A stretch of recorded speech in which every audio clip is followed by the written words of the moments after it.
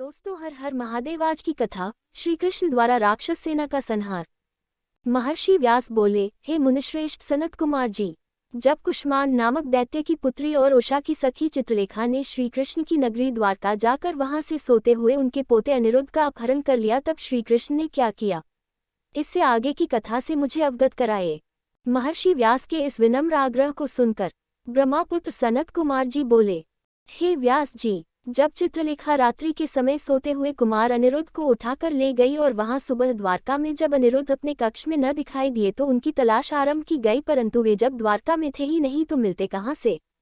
जब अनिरुद्ध की माता आदि अन्य स्त्रियों को यह पता चला कि कुमार अनिरुद्ध अपने महल से गायब है तो वहां रोना पीटना मच गया। सब स्त्रियां रो रोकर श्री कृष्ण से अनिरुद्ध को ढूंढ कर ले आने की प्रार्थना कर रही थी।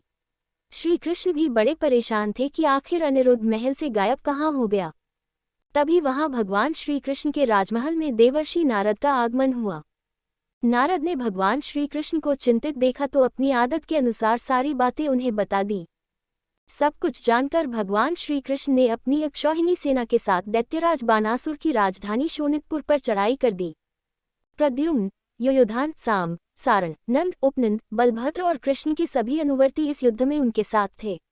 जब इस प्रकार भक्तवत्सल भगवान शिव ने अपने परम भक्त बानासुर पर संकट को आते देखा तो वे स्वयं श्री कृष्ण से युद्ध करने के लिए आगे आ गए, क्योंकि शिवजी सदा ही अपने भक्तों के अधीन रहते हैं।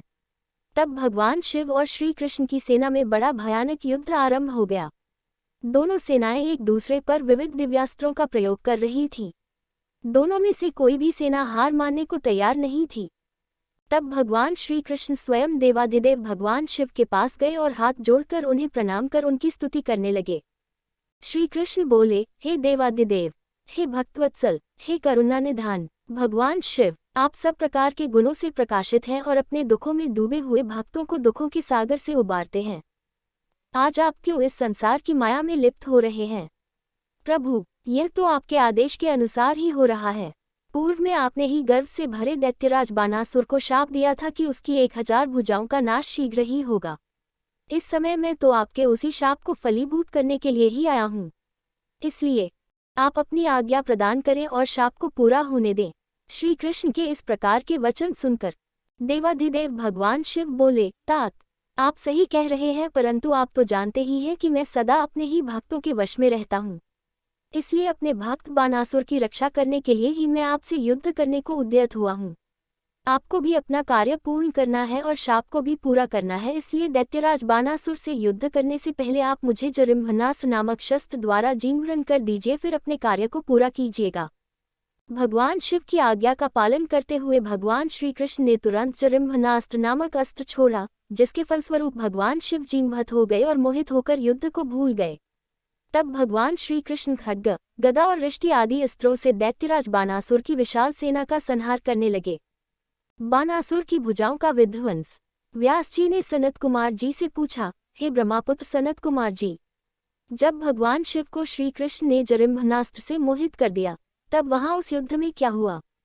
सनत कुमार ने बताया, व्यास जी, जब युद्धभूमि में श्री कृष्ण ने जरिम्भनास्त्र का प्रयोग किया तो देवाधिदेव भगवान शिव अपने शिवगणों सहित मोहित हो गए और संग्राम भूमि में ही सो गए।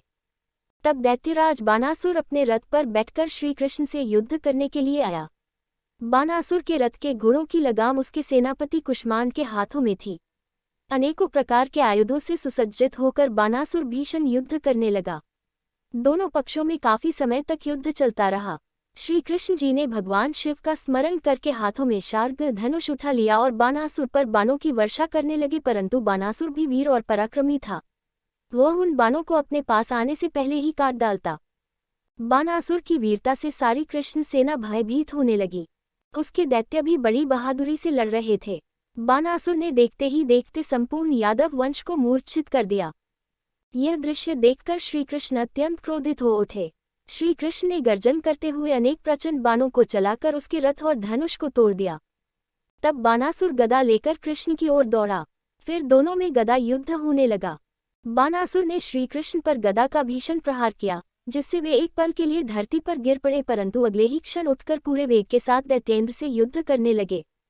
उन दोनों के बीच इसी प्रकार भीषण युद्ध चलता रहा। तब एक दिन भगवान श्री कृष्ण बहुत क्रोधित हुए और उन्होंने मन में भगवान शिव का स्मरण करके हाथों में परम दिव्य सुदर्शन चक्र उठा लिया और दैत्यराज बानासुर की भुजाएं लकड़ी की तरह काट डाली। अब बानासुर की केवल 4 भुजाएं ही शेष थीं। तब क्रोधित श्री कृष्ण ने सुदर्शन चक्र द्वारा ही बानासुर का सिर काटना चाहा। उसी समय भगवान शिव मोहनिद्रा से जाग गए और बोले, हे देवकीनंदन, आप तो सदा ही मेरी आज्ञा का पालन करते हैं। मैंने आपको बानासुर की भुजाओं को काटने की ही आज्ञा दी थी। यह मैंने अपने इस भक्त के गर्व को तोड़ने के लिए किया था। अपने भक्तों की सदा रक्षा करना मेरा धर्म है, इसलिए आप बानासुर के वध की इच्छा त्याग दीजिए और अपनी शत्रुता को भूल जाए। बानासुर की पुत्री उषा और आपके पौत्र अनिरुद्ध एक दूसरे के होकर जीना चाहते हैं, इसलिए उन दोनों को विवाह के पवित्र बंधन में बांधकर आप अपने साथ द्वारका ले जाए। यह कहकर भगवान शिव ने बानासुर और श्री कृष्ण में मित्रता करा दी और स्वयं वहां से अंतर्धान होकर शिवलोक को चले गए। तब बानासुर श्री कृष्ण को आदर सहित अपने महल में ले गया और वहां उनका बहुत आदर सत्कार किया। तत्पश्चात शुभ मुहूर्त में अपनी पुत्री उषा और श्री कृष्ण के पौत्र अनिरुद्ध का विवाह संपन्न करा के उन्हें अनेक बहुमूल्य रत्नों और हीरो जवाहरातों के साथ विदा किया। बानासुर को गणपद की प्राप्ति। सनत कुमार जी बोले, हे महामुनि व्यास जी, जब भगवान शिव बानासुर और श्री कृष्ण में मित्रता करवाकर वहां से अंतर्धान हो गए, तब बानासुर ने श्री कृष्ण के साथ अपनी पुत्री और मित्रता को विदा कर दिया। इस प्रकार जब वे चले, तब अकेले में बानासुर ने अपने आचरण के विषय में बहुत सोचा और उसे अपनी ओर बहुत आकर्षित किया। तब वह सीधे अपने आश्रम में गया और वहां भगवान शिव के देवालय के सामने जाकर रोने लगा। फिर उन्होंने भगवान शिव को मंत्रमुग्ध करने के लिए उनकी विधि सहित स्तुति आरंभ कर दी। दैत्यराज बानासुर ने अपने आराध्य भगवान शिव की स्तुति की। बानासुर ने भगवान शिव को प्रणाम करके तांडव नृत्य आरंभ किया। कई तरह से ठुमका लगाकर और मुंह से बजाकर वह डांस करने लगा। उनके चेहरे के हाव भाव और हाथों की अलग अलग मुद्राएं उनके डांस को और शानदार बना रहे थे। उन्होंने कई प्रकार के नृत्य किए। साथ ही आपके शरीर की रक्तधारा से वहां की भूमि को भी हटाया जाता है। इस प्रकार दैत्यराज बानासुर की भक्ति भावना और घोर साक्षात भगवान शिव की आराधना की गई और दर्शन के लिए वहां प्रकट हुए। भगवान शिव को इस प्रकार अपने सामने प्रकट करने वाले दैत्येंद्र ने उनकी पूजा की और कई प्रकार से उनकी स्तुति की, जिसे देखकर भगवान शिवराज बोले, हे दैत्य बानासुर, मैं उत्तम भक्ति भावना से बहुत आकर्षक हूँ। जो मांगना चाहता हो मांग लो। मैं स्मारक आज पवित्र मनोवांछित वस्तु प्रदान करूंगा। भगवान शिव द्वारा आभूषण के लिए कहे जाने पर बानासुर बोला, हे देवाधिदेव भगवान शिव, यदि आप मुझ पर प्रसन्न हैं तो मुझे अपना कृपया पत्र बनाएं। भगवान, मेरी बेटी उषा और अनिरुद्ध का पुत्र ही मेरे शोणितपुर का राज्य संभाले।